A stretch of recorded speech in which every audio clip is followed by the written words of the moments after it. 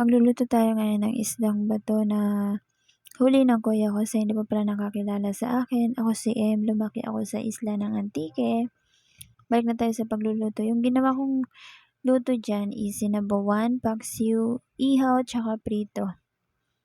Para naman hindi masuya, 'di ba? Madaming choices. At ayan na nga, namintas din kami ng mga papaya na tanim ni nanay. Medyo marami-rami na din kasi kinakain lang ng ibon, sayang. Yung gamit namin sa probinsya is uling tsaka kahoy. Iniwalay namin yung kusina kasi bawal kay nanay yung usok. Sa mahal ba naman ngayon ng bilihin, ginusto na lang namin na magkahoy tsaka uling para malaking tipid din. 'Pag sa probinsya ka talaga, malaking matitipid mo kapag marunong ka lang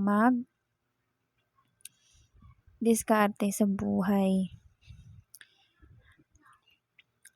Siguradong hindi ka magugutom. Tsaka mainit nga lang pero keri din naman. Sa panahon ngayon wala ng arte-arte, basta makakain.